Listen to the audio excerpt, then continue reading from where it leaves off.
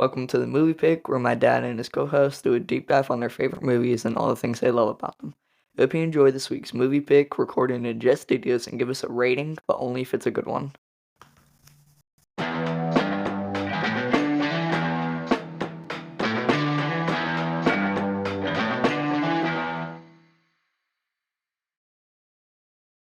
The name's Pod. Dave Pod. I'm excited about this one. Welcome in. I hope you're excited about this one. This was, right off the top, Vid Angel, this movie, is what I would recommend just because that's how I watched it. It just cuts out a little bit of the junk you may not want to hear or see. But big fan of this movie. November 17th, 2006 release date. So this movie, Casino Royale, is now 20 years old, which is insane. Because I remember going to the theaters to see this one. Like my first memories of this movie was I was always a huge Bond fan. Like always loved James Bond. My introduction to Bond was the Pierce Brosnan James Bond movies, and with GoldenEye. And side note, GoldenEye N64, top game of all time. Like it's up there. It's up there. I'm not saying it's the number one, but it's up there. We're not going to do a Mount Rushmore for N64 games, but if we were, GoldenEye would make the list. And the music in that game, I mean, my goodness. Anyway, so first memory, always a huge Bond fan. Loved them. They were great action movies. Always had the cool gadgets. Always had the pretty girls. Always had everything you would want out of a spy movie. Um, you know, he was just cool. So always wanted to be like Bond. But when Die Another Day came out, which was the last Brosnan Bond movie, it felt dated. It felt like it was done. And I think that was even like a 40th anniversary from Dr. No, the first James Bond movie. But it just felt like this is over. And that came out the same year. Talking about Die Another Day for a second. Die Another Day came out the same year as Bourne Identity. If you watched them back to back, the action is way different. And the cool factor leaned towards the Bourne Identity. And so you could see that, because I think they were planning on making another Brosnan one, and he kind of, I may be speaking out of turn here, but from what I can remember back then, I think he kind of got dumped a little bit to go in a different direction, which is what this movie did. But sticking with it, don't let me get too ahead of myself because I can get excited. Today it's just me. The top 5 of 2006, the top 5 box office movies of '06. We're looking at Superman Returns, the Brandon Routh Superman Returns, which I'm very lukewarm to. If it was on, I could watch it, but it's not one I ever seek out to watch. This is probably the weakest top 5 just overall that we've done. Number 4, Da Vinci Code. Didn't even see it. Don't even care about it. Felt a little blasphemous. I was like, I'm okay without that one. It was a Ron Howard movie and a Tom Hanks movie, which made it kind of hard to skip for those two factors, but skipped it. The third movie, number 3 in 2006, was X-Men: The Last Stand. I went to theaters to see that one. Was really excited for it. Was a little bit disappointed, if I'm just being fully honest. It was okay. It's if I was ranking the X-Men movies, it's down towards the bottom. Number 2 though was a fun one, and I went to theaters to see this one also. It was Cars, and loved that one. That was when Pixar was they were cool by that point, but they were still kind of making their name as movies for adults and movies for kids. Because I went to see this one before I had kids. Actually went with some friends to see this one. It wasn't even like a date. Like went with some friends to see Cars, which is a compliment to Pixar for attracting a bunch of dudes to go see an animated movie. And then number 1 was Pirates of the Caribbean 2, Dead Man's Chest. So again, recap in case you just needed to know again. Superman Returns, Da Vinci Code, X-Men: The Last Stand, Cars, yes. Pirates of the Caribbean 2, yes. But overall, a weak top 5. This movie was number 9. Wish it would have been higher up. Number 4 overall in the world, though. So I was talking about domestic box office. This movie was number 4 in the world. And Die Another Day. We don't want to just make this anti Pierce Brosnan pod because I'm pro Pierce, but Die Another Day did well as well. Um, it was number 13 in 2002, and it was number 6 overall. So it wasn't like they were drowning here. I mean, we're talking about. I think when I looked it up, let me just fact check myself here really quick before I start talking. Um, yeah, Bond, the James Bond franchise, is number 5 overall as far as moneymaker. It's made like 7.12 billion. So James Bond has brought in 7.12 billion in films. And just because everyone would want to know after I say that, who's ahead of him, right? Like who beats the super spy? So number 4 is Mr. Peter Parker, Spider-Man. Now this does count all of the Spider-Mans. So I'm assuming even like the Spider-Verse movies, even like the Andrew Garfield, the Tobey Maguire. So it's not just the Tom Holland. I don't think it takes into account like the Avengers movies that Spider-Man appears in. I think it's just talking about Spider-Man movies. Um, so number 5, James Bond. Number 4, Spider-Man. Number 3 is Mr. Harry Potter, coming in at number 3 with 9.5 billion. Um, Star Wars at 10.3 billion, and then the MCU, the Marvel Cinematic Universe, at 31 billion. Um, but to even be on that list shows you like, man, this is a money making machine. I mean, you heard the top 5 there. So they were doing well even with Die Another Day, but they knew it was time for a change. Something interesting about this particular movie, this one was an 8.0 on IMDb, and it was the highest rated Daniel Craig. Would not have guessed that. I would have thought it was Skyfall. If I was sitting at a trivia night and someone was to call out what's the highest rated IMDb Daniel Craig James Bond movie, I would have guessed that it would have been Skyfall, which was the third one. But a little James Bond history, like a Cliff's Notes of James before we get into it. He was created in 1953 by Ian Fleming as a fictional British Secret Service agent. That's kind of hard to say really fast. Everyone knows his code name, 007, with a license to kill, known for being a ladies' man, always having the cool gadgets. Sometimes they can get a little hokey, and we'll talk about that. Fleming, so Ian Fleming, the writer, passed away in 64. And since then, the Bond novels are still being written. I wouldn't have thought that. I thought that they were just written, 50 years ago, 60 years ago, and that they're done being written and we're just living off of that lore. But they're still being written. So the novels still being written by 8 other authors. And the last book that came out was in 2023. I may have to start reading some of these. I don't know. Might be good.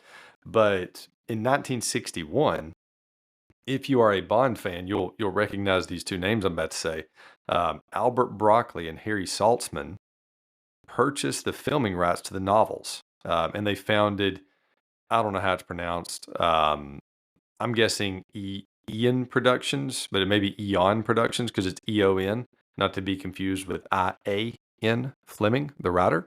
It's EON Productions. So the mainstream Eon portrayals, EON, started in 1962 with Dr. No. That was the first James Bond movie. So if you're ever, again, at that trivia night and you need that answer really quick, Dr. No was the first James Bond movie. And it was Sean Connery playing James Bond. And then the order of actors, we'll just go over that really quick. The order of actors that have played Bond, it's always been like a really coveted role. So Sean Connery, George Lazenby for one movie, Sean Connery again came back for a couple more. Like he left and then came back. So Sean Connery, George Lazenby, Sean Connery, Roger Moore, along with Sean Connery in an unofficial one. That's why I mentioned the Ian mainline. There was an unofficial one called Never Say Never that had Sean Connery as Bond.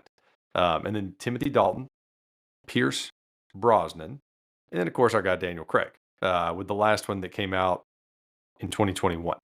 And that one was the 25th one. So really cool. I mean, right now they're I'm guessing that there's gonna be more Bonds, but I'm guessing there's probably the actor already announced, I just missed it.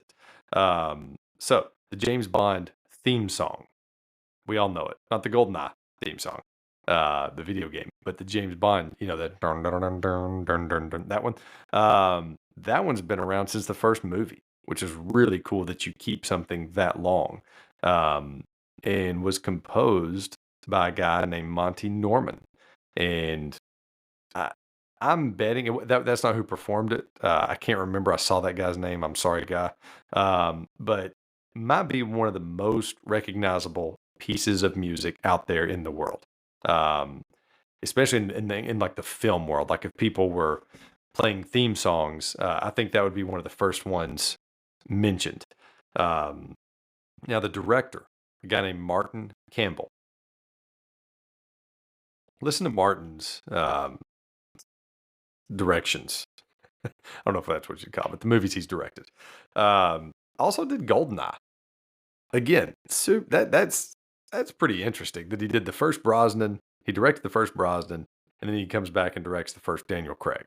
You would have thought if they're going in a different direction, why are you bringing back the guy that directed the first one that came out like 12 years ago at this point? 96 to or 94 to '06, and then he also directed the Zorro movies with Antonio Banderas. Directed a movie called Vertical Limit.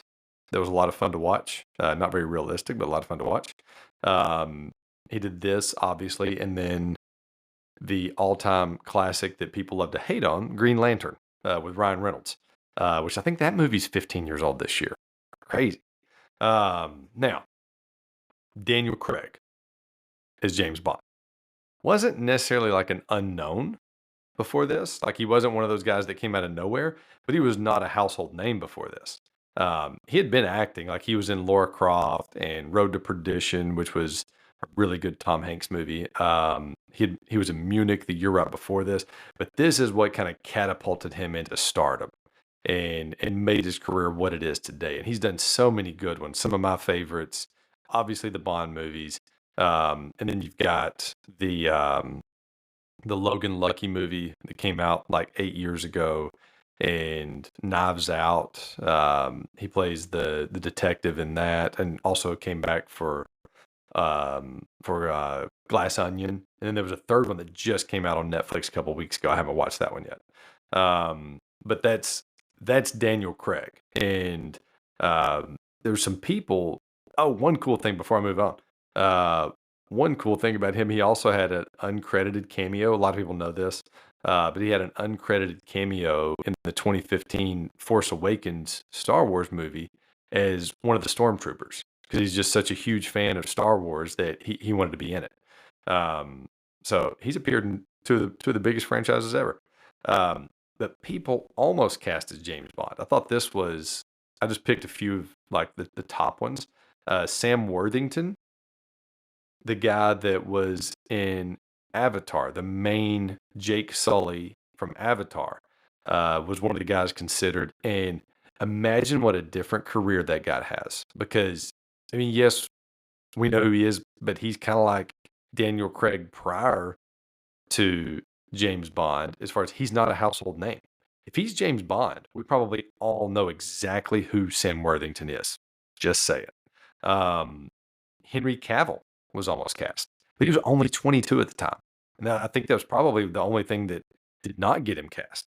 And then Hugh Jackman, which would have been a really interesting choice, but I think from what I read, Hugh Jackman basically turned it down, saying that he did not want to have James Bond and Wolverine going on at the same time. And I understand that because actors do like to do movies that are more unique, independent films up for Academy Awards, those kind of things, rather than being tied to franchises all the time. Because if you do tie yourself to franchises, that takes up a lot of your time. Granted, usually also beefs up the bank account.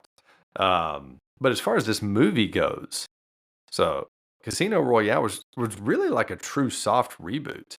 Um, it was kind of starting over everything. And the only thing that was kind of left over from the others was, and we'll get into her more a little bit later, but Dame Judi Dench was playing M. But this movie opens up completely different than the previous Bonds. I mean, they were letting us know, like right from the beginning, we're in for a different style of movie. Opened in black and white, which was kind of interesting. Interesting choice, again, showing the grit. But they showed his first kills before he earned the double O status. And it was the only movie out of all the James Bond movies. And you're going to hear me say that a couple times about this movie. This was the first James Bond movie that showed him earning the double O status. And great action on the first kill. But even Craig, like even Daniel Craig, like if you lined them up, if you line up, most won't remember George Lazenby, so we're not going to concentrate on him a lot. But if you line up Sean Connery, Roger Moore, Timothy Dalton, Pierce Brosnan, and Daniel Craig, sorry, George, for leaving you out. But if you line those guys up and you're looking at them, Daniel Craig looked completely different than all the other guys. All the others have a similar look. Daniel Craig, they were even going for a new look here. But his first kill was with the Walther PPK, which is the classic Bond gun. Most of the movie, he carries the Walther P99, though. Just thought that was neat. And we get that gun barrel scene. And again, if you're a Bond fan, you know what I'm talking about. The gun barrel scene is when it looks like the camera is looking through the barrel of the gun and it's looking at Bond. He looks over, takes the shot, and you see the blood kind of dripping down. It's the classic James Bond sequence. It's been in every single Bond movie. It just means he got his guy. That's our guy, James Bond. He got the guy, blood's running over. The theme song in this one, not the James Bond, not that, but the theme song that introduces, like that's a big thing for Bond movies. They do those opening credits, which makes them feel dated, but it also like, I don't know, there's something about them that it brings back that nostalgia, that classic feel of a Bond movie. Um, but this one was done by Chris Cornell of Soundgarden. It's called "You Know My Name," and listen to the list of people that have done Bond theme songs. I mean, you've got Adele, Paul McCartney, and when you think about it, like Paul McCartney was with Wings when he did this, I think. But either way, Paul McCartney, "Live and Let Die," and you think about like who he was at the time. Yeah, that movie came out. That was the first Roger Moore, I believe, and it came out in '73. And Paul McCartney was superstar, and Madonna had one, Radiohead, Tina Turner. I mean, again, these people, and when like Duran Duran had one in the '80s, I think it was "A View to a Kill," which is a great Duran Duran song. And that one again was like at the height of Duran Duran's popularity. Jack White and Alicia Keys had one together. Sheryl Crow had one. Billie Eilish had one. I mean, again, and the people that they have are like at the top of their game when they have them do the song. Um, I loved this opening credits intro though. Like it was really cool. I liked how they used the playing cards. It had cool stylized animated action. Just thought it was really interesting. But after the credits, we go to Uganda and we meet Mads Mikkelsen. Great bad guy face. It's like fantastic bad guy face. Even without the bloody tears that his character has, that Lashif, I think it's pronounced Lashif, that Lashif has. Great Bond villain, and that's another one of the Bond traditions. Again, you're going to hear me say that a lot in this one because it's the first Bond that we've covered. Will not be the last. Like it will not be the last Bond movie I do. But a lot of times it's those over the top villains, and that's where we get Doctor Evil from. And trust me, this will not be the last time we mention Austin Powers in this either, because we don't get Austin Powers without James Bond. But some recent villains that they had in those, I mean, like these are the actors. I mean, just think about this: Javier Bardem, Christopher Waltz. I mean, some of those guys, again, great actors that have played these Daniel Craig villains, and there's been some great actors that have played the villains over the years. I'm not going to try to get into those. So we get to Madagascar, and you've got the snake versus the ferret fight. And I know you probably think that I'm going to concentrate in, if you've listened to my episodes, you think I'm probably going to concentrate in on the Madagascar snake versus ferret fight. Not happening. What I want to know in this is how did Bond's partner, I don't even catch the guy's name, how did his partner make it as far as he did with rookie moves, like touching his ear when he's talking to Bond? Like, you're trying to be undercover and you're out there touching your ear and then starts chasing after the guy and fires off his gun chasing the guy. Like, come on, man. Step it up. you're partnered up with James Bond. I mean, he obviously has not realized the billion-dollar franchise that James Bond is.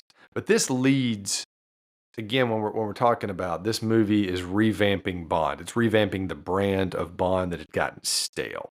And so this leads to one of the best parkour on foot chase scenes I've ever seen. Still up there. Like it's probably number one. If you ask me like what's my favorite chase scene, this is probably it. I remember seeing this in theaters and leaning over to my buddy that I was with and just saying, "Man, this is awesome." Um, and so after that, though, after that, and whoa, don't let me say after that yet. The way that guy was like jumping through things, I mean, you could see every time Bond would get somewhere, he's like, seriously? And again, we're seeing a different type of action from Bond. He's getting like beat up here. Every movement he makes looks like, man, that guy's going to be limping for weeks after this. But the next major character that we meet, and I mentioned her earlier, is Dame Judi Dench playing M. And she lets you know really quick that she's in charge. I mean, really quick. And she plays the part so well. Um, and she played it, like I mentioned earlier, in both the Brosnan Bond movies and the Daniel Craig movies, which was really interesting. So she appeared as M 8 times overall. And she started acting, talking about Judi Dench, not M. Judi Dench started acting in the 60s and retired in 2022. So a long career of acting, a lot of breaks in between as far as movies go because she did a lot of theater and things like that. But she was nominated. This is so impressive. She was nominated for 8 Oscars and she won an Oscar. She was. I'll go over the list next. She was my personal favorite M and still is. We've had Bernard Lee play the part. He was the original. Robert Brown, Judi Dench, now Ralph Fiennes is playing or has played it the last 2 or 3 movies. And Bernard Lee has the most appearances. He did 11. Um, and M is a big part of the James Bond lore or the traditions. Um, and M is the head of MI6, I'm sorry. But the James Bond M relationship in this one is a really interesting one. It's like there's a part of you that feels like you care about him as far as M, like you feel like M cares about Bond, and then another part where it's like he's just a tool to get the job done. And it's really hard to tell if she's doing the tough British talk or if she cares or not. But then we go to the Bahamas and we get one of the funniest scenes. Daniel Craig, I mentioned those other movies, Knives Out or Logan Lucky. What's funny is my other favorites of Daniel Craig are the movies where he's playing more of a comedic aspect. Because if you watch those, he's really funny in those. The guy just has a natural humor to him, like the faces he makes and those kind of things. And so when we get to this Bahamas scene and the guys throw him the keys like he's the valet and tell him to go park the car, it's so funny because he backs that Range Rover so hard that it sets off the alarm. The guys start running out, and he's doing it just as a distraction. But when he's walking through, I don't know, just the quick wittedness again makes him the perfect. To me, that was what made him the best Bond, um, as far as the wit goes, since Connery, because Connery had that same kind of sly wit that Craig has in this. Now, when he's booking his room, when Bond is booking the room at that hotel in the Bahamas, we get the first mention of another Bond tradition, which is the Aston Martin. Now, you would probably think, like I would have, that the Aston Martin was in like every single Bond movie. Um, didn't show up until Goldfinger and shows up in this one pretty quickly. I mean, Bond quickly wins it from Demetrios, who, by the way, you can quickly tell is a side villain. Like he's not even a side villain. Like if you've got your steak as your main course, you've got your side salad as your side villain, and then you've got the crackers that you might eat with the salad. He's the crackers. Like he's the part that you're like, maybe, maybe not. Like this guy, you could tell really quick. Like man, you've got 3 scenes max, guy. Like you've got 3 scenes max. And I think that's what he ended up with was about 3 scenes. Because when we go to Miami, after Bond gets the info out of his wife, which like Bond says, she's just his type because she's married. Not a fan of that Bond. Need to correct that character flaw. Which that doesn't bode well for her later either. Like she gets taken out. But he takes out Demetrios with a knife in the middle of the museum. And I still don't see like there's one lady in the background. Like if you look closely, it looks like she kind of notices.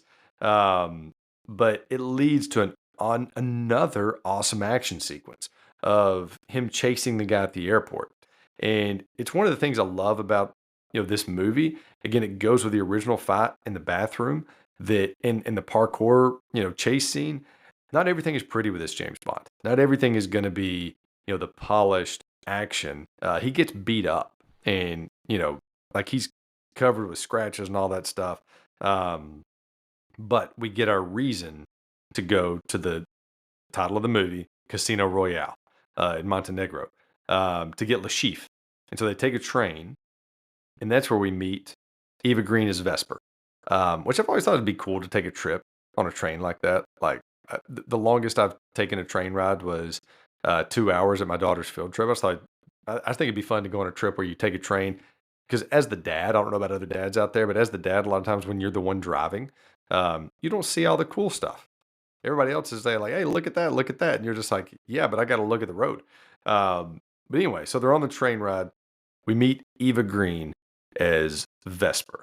And Eva Green, great actress. And she's done a lot of Tim Burton movies over the past 15 years, kind of became one of the, Tim Burton is definitely, and all directors do this, but Tim Burton definitely does it where they find their actors that they work well with and they just keep using them over and over and over again. I mean, Tim Burton did so many movies with Johnny Depp in like a 10, 12-year period, maybe even, no, I'm sorry. Close to like a 20 something year uh, period. Starting with Edward Scissorhands, and I think the last one they did together was Dark Shadows. But anyway, with Eva Green, right here, she was in Dumbo, Mrs. Peregrine's House of Peculiar Children, or School for Peculiar Children. I'm sorry, and Dark Shadows. So she's been on the Tim Burton train, and she also has done a couple of other movies. I can't remember what all she's been in, but she's one of those that when she shows up, she always plays a really interesting part. And in this one, she's again a really interesting part, and you can tell she has great chemistry with Daniel Craig. But I didn't really buy them as a love interest, and we'll get into that later.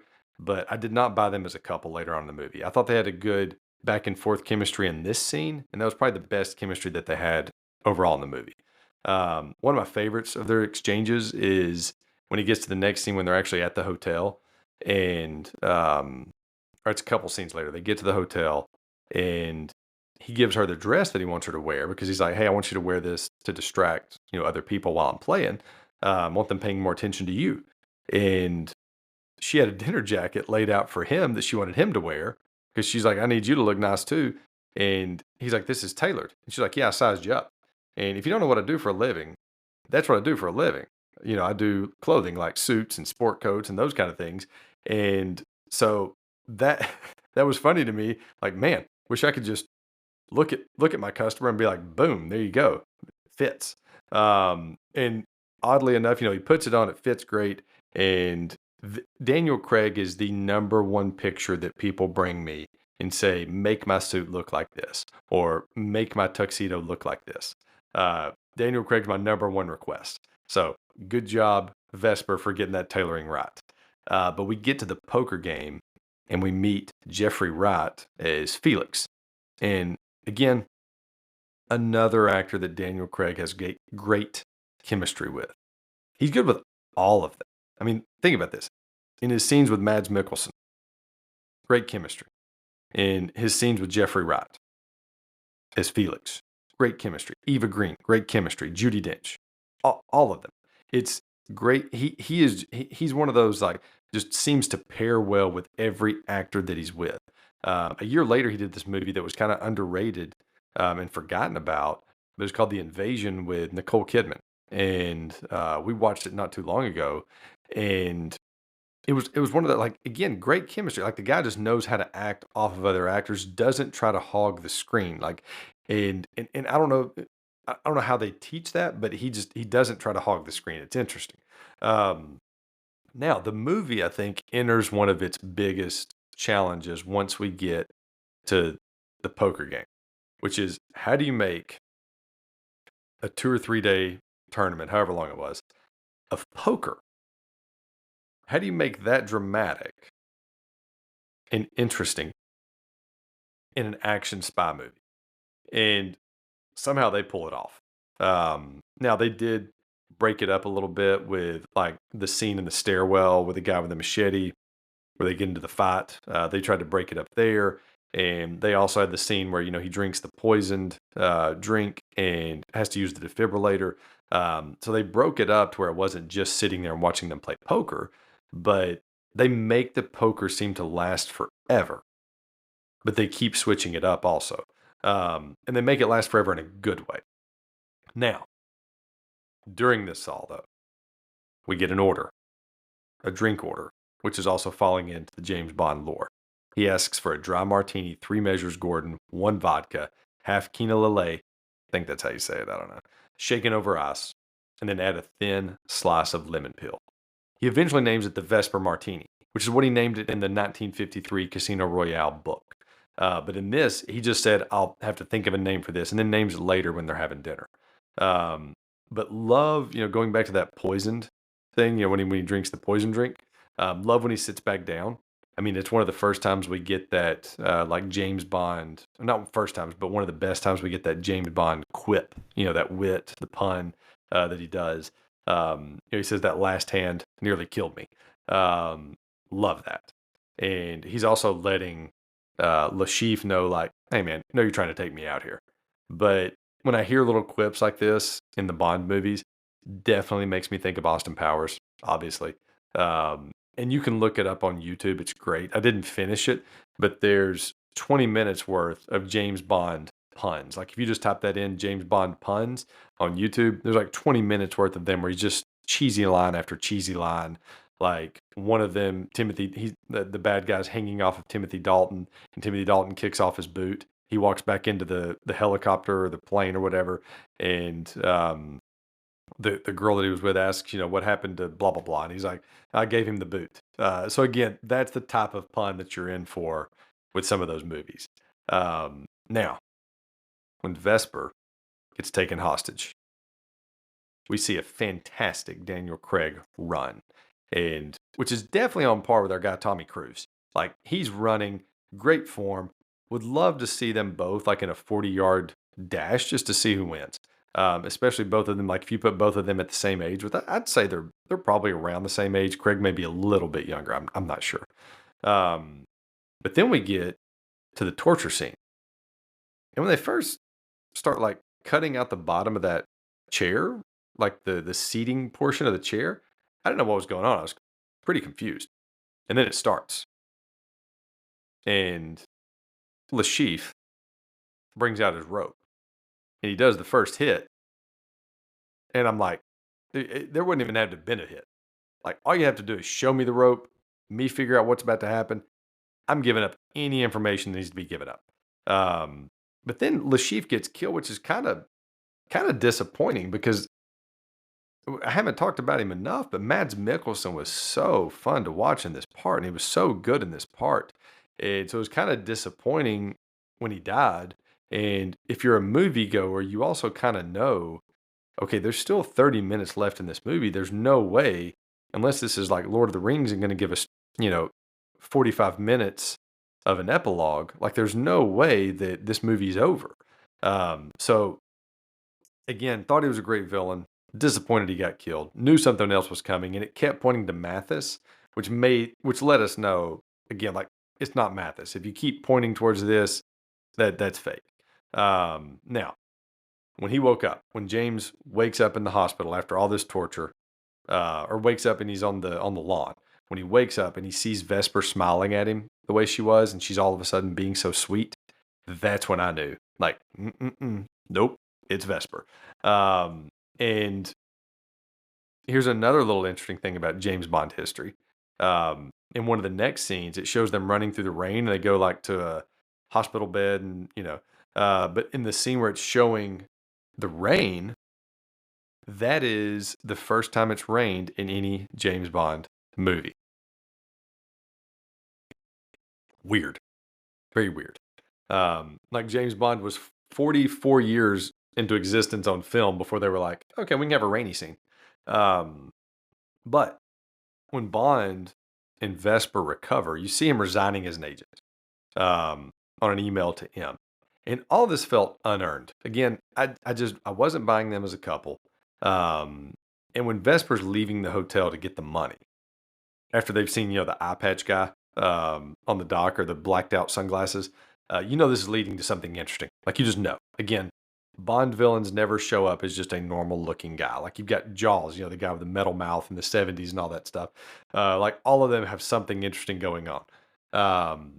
But this lets you know, like if you hadn't figured it out already, this lets you know Vesper was up to no good. Like something was going on. Awesome final battle where the building just goes straight into the canal. And one thing that was interesting to me about that was Daniel Craig said they used very, very little CGI for this movie. The main use of CGI was to remove like the cords that they hang off of for stunts. So they did a lot of this with practical effects. Even this stunt, even this building falling was done with practical effects. And they used some kind of lot. It obviously wasn't right into the canal. But just thought that was super interesting. And then when Bond takes the guy out with the nail gun, again, it's kind of going back to the using gadgets, using whatever you can. But this was again just a reminder: we're gritty here. And then Bond is talking to M and finds out that Vesper was blackmailed. She had a boyfriend that she was already with, and so you find out the whole reason, as far as like story wise and character development wise, the whole reason why we even got the Vesper love interest in this movie was just to soften him up and then, to make him, um, the guy that's just got the hardened heart. And so, you know, you had him at the very beginning. He didn't care about anybody but himself. He just cared about getting the job done. Like she had even said something to him about, you know, what was it? Like you don't even care about who you kill or something to that effect. And he said, well, I wouldn't be that good at my job if I did. In the beginning, he had, looked like very little remorse making his second kill when he shot that guy sitting at his desk. So again, we had gone from a very hardened heart, James Bond, and then he falls in love with Vesper, which again felt unearned. No offense to the writers, but falls in love with Vesper, and then she betrays him, and he's back to being like, you know what? I don't care about anybody else again. Then we see him figure out that Mr. White was behind it all, and we see him shoot him in the leg. Shows up in the three-piece, looking great in the suit. Again, I know why my people come to me and say, hey, let's make a suit, make me look like this. And we get the words, the name's Bond, James Bond. And the James Bond theme song starts playing, which, incredible, right? Something interesting about that. So when he says, the name's Bond, James Bond, first time that got said in any of them. Right now, you're probably sitting there like, no, no, no, no, no.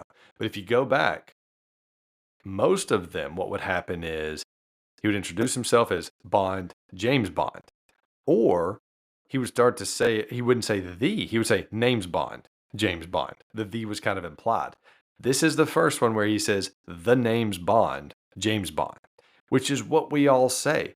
It's kind of like the Luke, I am your father. Like I don't think there's a Luke. Isn't that the way it goes? There's nobody here to answer me back. But I think we sometimes hear it so many times a certain way that we assume it's that way. But anyway, just thought that was really interesting. Had to mention it. So on to the poker game.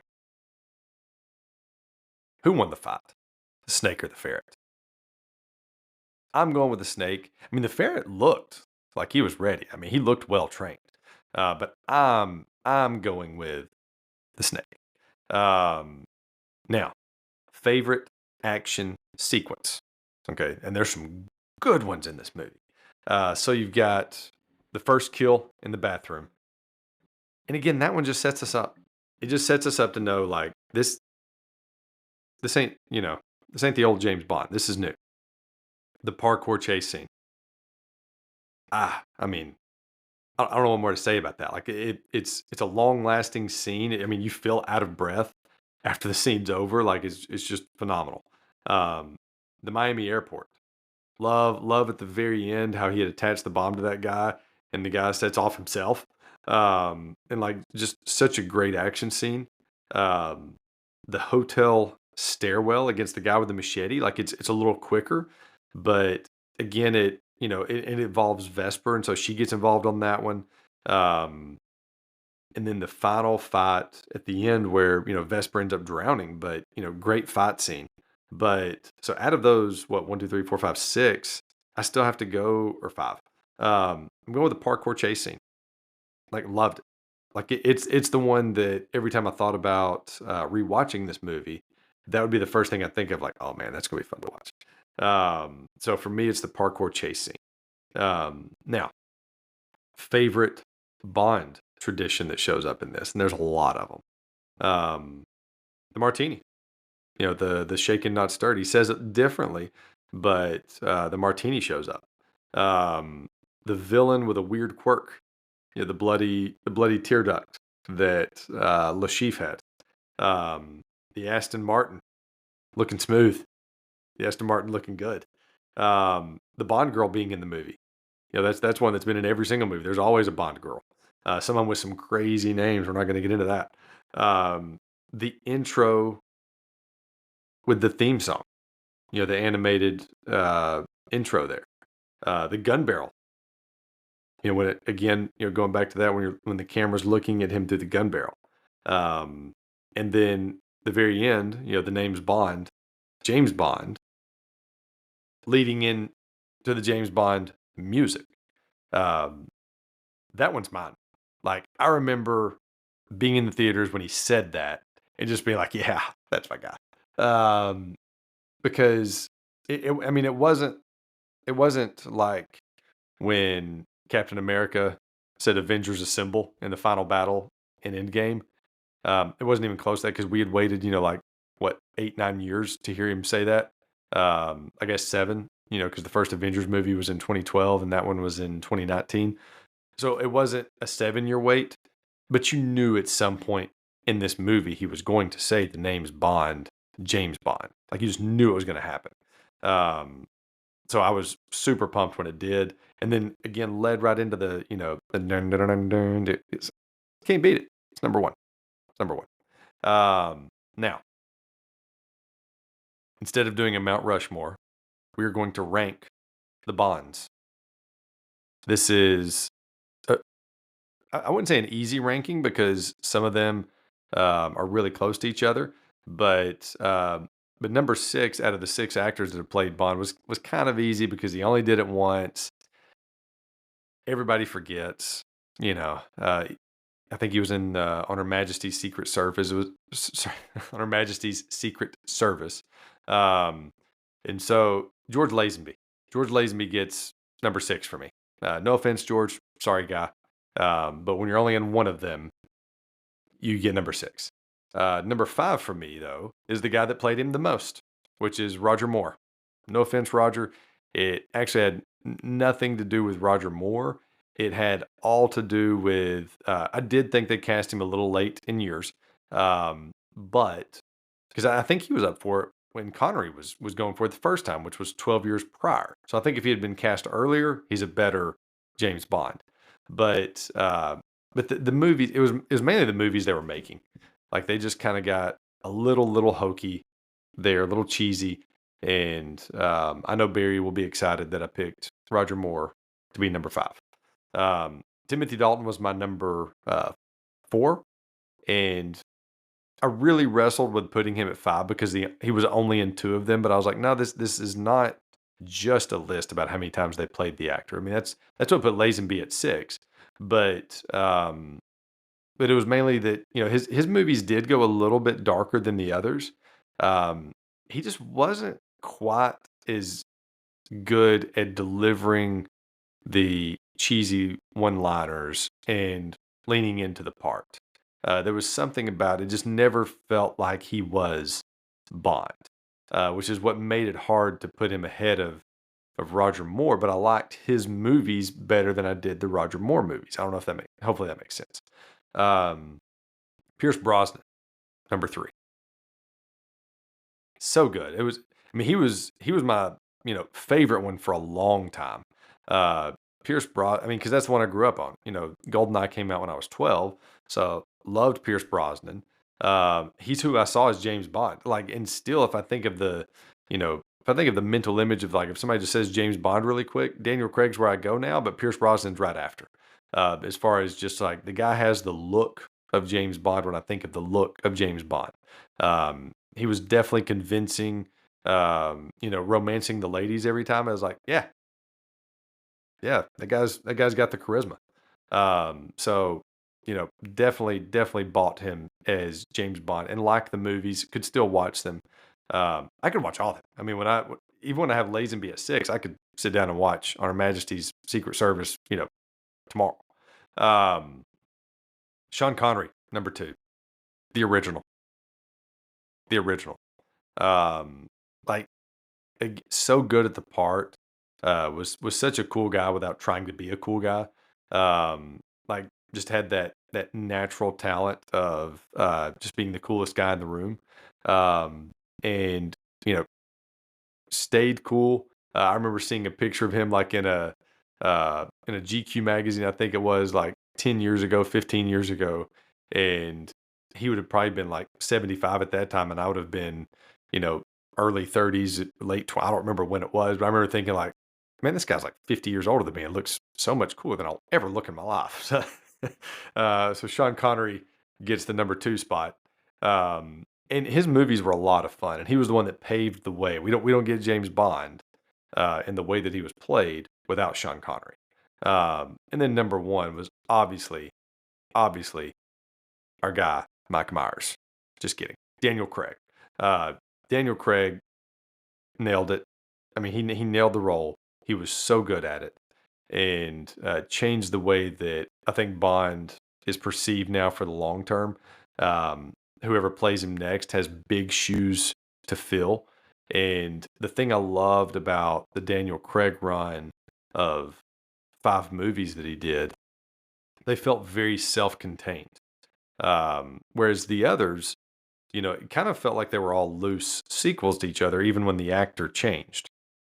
But the Daniel Craig series, one picked up right off of the other. The character built upon, there was character development through all 5 movies. And it felt like a very self-contained story.